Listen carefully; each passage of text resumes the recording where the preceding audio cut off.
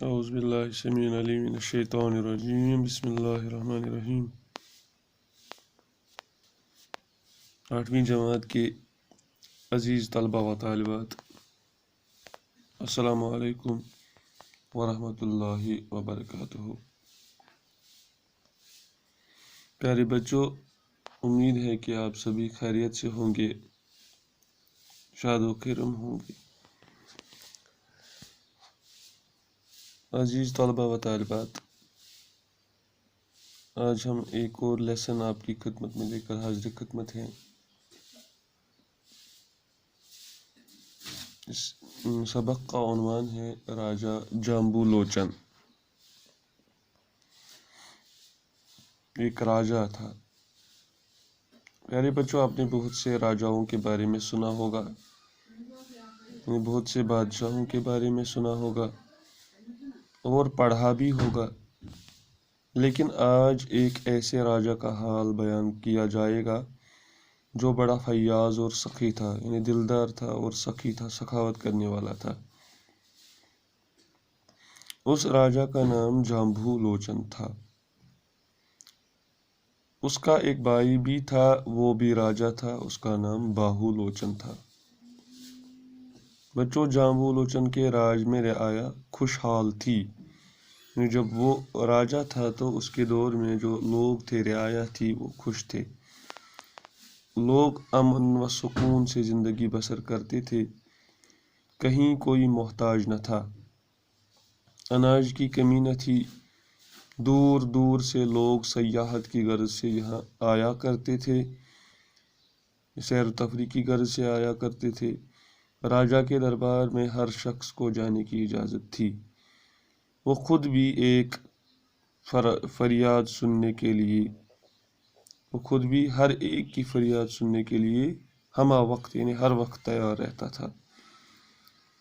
اس نے اعلان کر رکھا تھا، راجہ نے، کہ کوئی بھی سرکاری اہلکار کو یہ حق نہیں ہے کہ وہ کسی کے ساتھ بھی سختی سے پیش آئے، کوئی بھی سرکاری اہلکار کسی کے ساتھ سختی سے پیش نہ آئے۔ اس نے حکم جاری کر رکھا تھا۔ راجہ کے اس حکم کی سبھی تعمیل کرتے تھے۔ راجہ جامبو لوچن کو ادب سے بڑا شغف تھا، یعنی وہ ادب پرست تھا، ادب سے بڑا لگاؤ تھا۔ شغف کا مطلب ہے لگاؤ۔ اس نے اپنے دربار میں متعدد ادیب و شاعر جمع کیے تھے، اسی لیے اس نے اپنے دربار میں بہت سارے ادیب و شعراء جمع کیے تھے۔ راجہ نے اپنے دربار میں کئی قصہ گو بھی رکھے تھے، یعنی جو اسے قصہ سناتے تھے، کہانیاں سنایا کرتے تھے۔ وہ ان سب سے اچھی اچھی باتیں، قصے، کہانیاں سنتا اور خوش ہوتا تھا۔ وہ کبھی کبھی ان ادیبوں اور شاعروں کو انعام و اکرام سے بھی نوازتا، یعنی پھر کبھی کبھی ان کو انعام بھی دیتا تھا۔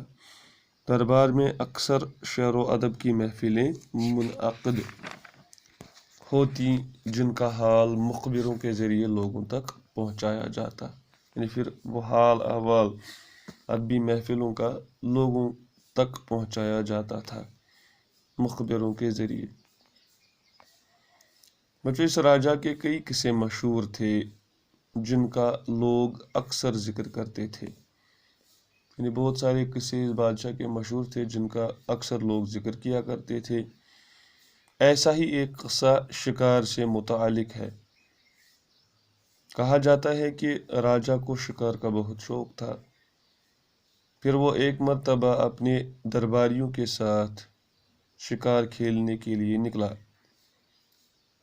کئی دنوں تک وہ جنگل میں گھومتا رہا، مگر اسے کوئی شکار نہ ملا۔ وہ مایوس ہو کر ایک ٹیلے پر جا بیٹھا، ایک چھوٹے سے ٹیلے پر، پہاڑ کے ٹیلے پر، جنگل کے ٹیلے پر بیٹھا۔ تھوڑی دیر سستانے کے بعد، یعنی تھوڑی دیر اپنے آپ کو آرام دینے کے بعد، راجہ پھر شکار کے لیے چل نکلا۔ وہ شکار کی تلاش میں بھٹکتے بھٹکتے دور پہاڑیوں کی طرف جا نکلا۔ شکار کی تلاش میں وہ دور نکل گیا پہاڑیوں کی طرف۔ اچانک اسے ایک تالاب نظر آیا۔ اس نے تالاب میں کیا دیکھا؟ اس نے تالاب کے قریب جا کر دیکھا کہ ایک شیر اور بکری اکٹھے تالاب میں پانی پی رہے ہیں۔ اس نے دیکھا کہ ایک شیر اور ایک بکری اکٹھے تالاب سے پانی پی رہے ہیں۔ جب یہ منظر دیکھا تو راجا حیران ہو گیا اور سوچنے لگا کہ شیر جو کہ بکری کو کھا جاتا ہے، کتنے پیار سے بکری کے ساتھ پانی پی رہا ہے۔ اس کے دل میں ہمدردی اور رحم کے جذبات نے جوش مارا اور اس نے ہمیشہ کے لیے شکار کرنا ترک کر دیا۔ یعنی جب بھی تالاب کا منظر دیکھا، اس نے دیکھا کہ شیر اور بکری اکٹھے پانی پی رہے ہیں۔ شیر جو بکری کا مخالف ہے، وہ اس کا شکار کرتا ہے، لیکن وہی اس کے ساتھ پیار سے پانی پی رہا ہے۔ تو اس کے دل میں ہمدردی پیدا ہو گئی اور اس نے سوچا کہ میں اب کبھی بھی شکار نہیں کھیلوں گا، ہمیشہ کے لیے شکار کھیلنا ترک کر دیا۔ اس نے عہد کیا کہ اب وہ کسی قسم کا شکار نہیں کرے گا۔ راجا نے جس مقام پر شیر اور بکری کو ایک ساتھ پانی پیتے دیکھا تھا، وہاں ایک خوبصورت شہر بسایا اور اپنے نام پر اس کا نام جامبو رکھا، جو رفتہ رفتہ جموں کے نام سے مشہور ہوا۔ یہ وہی شہر ہے جسے آج جموں کہتے ہیں۔ راجا جامبو لوچن نے اس شہر میں کئی مندر بھی بنوائے۔ اسی زمانے سے یہ شہر مندروں کا شہر کہلانے لگا۔ ابتدا میں یہ چھوٹا سا شہر تھا، آبادی کم تھی، بازار بھی کم تھے۔ بچوں، اب جموں شہر بہت پھیل چکا ہے۔ یہاں کی آبادی میں بہت اضافہ ہوا ہے۔ یہاں ہندو، مسلم، سکھ، عیسائی سبھی مذاہب کے ماننے والے لوگ مل جل کر بڑے ہی پیار اور شفقت کے ساتھ رہتے ہیں۔ یہاں کے مقامی باشندوں کو ڈوگرا کہا جاتا ہے، یعنی جو وہاں پہ رہتے ہیں لوگ، مقامی باشندے مقیم ہیں، ان کو ڈوگرا کہا جاتا ہے۔ ان کی مادری زبان ڈوگری ہے، لیکن اب گوجری، پہاڑی، پنجابی، کشمیری کے علاوہ اردو اور ہندی بولنے والے بھی یہاں بس گئے ہیں۔ اب وہاں پہ اردو، پہاڑی، کشمیری کے علاوہ گوجری اور پہاڑی، پنجابی زبان کے بولنے والے لوگ بھی بس چکے ہیں۔ اب جموں میں بہت سارے بازار ہیں جہاں کئی طرح کا کاروبار ہوتا ہے۔ بے شمار اسکولوں اور کالجوں کے علاوہ یہاں یونیورسٹیاں بھی ہیں۔ اب اس شہر میں چوڑی چوڑی سڑکیں ہیں، یعنی کشادہ سڑکیں ہیں جن پر گاڑیوں کی ریل پیل ہیں۔ کئی جگہ فلائی اوور بھی تعمیر کیے گئے ہیں، یعنی فلائی اوورز بھی تعمیر کیے گئے ہیں ٹریفک کی سہولیت کے لیے، جن سے ٹریفک کی آمد و رفت مزید آسان ہو گئی ہے۔ یہاں کی آب و ہوا معتدل ہے۔ یہاں کے لوگ جفاکش اور تنومند ہے، صحت مند بھی ہے، جفاکش بھی ہے، محنت کش ہے۔ اب اس شہر میں اب مندروں کے علاوہ گرجے بھی ہیں، مسجدیں بھی ہیں اور گردوارے بھی خاصی تعداد میں ہیں۔ ہوائی اڈہ اور ریلوے اسٹیشن کی سہولیت بھی دستیاب ہے۔ تو یہ تھا جموں شہر کے جامبو لوچن کا شہر کے بارے میں چند معلومات، اور جامبو لوچن کے بارے میں چند معلومات اس لیسن کے حوالے سے آپ نے سنی پیارے بچوں۔ اب 2-3 سوالات آپ کے لیے، چھوٹے موٹے سوالات۔ پہلا سوال میرا آپ سے یہ ہے کہ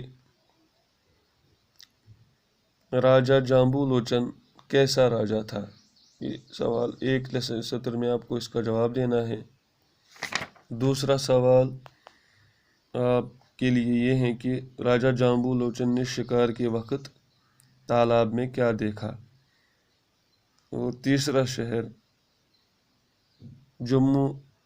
سوال، جموں شہر کا پہلا نام کیا تھا؟ میرے بچوں، یہ 3 سوالات کے جوابات آپ اپنے واٹس ایپ پیج پہ بھیج سکتے ہو،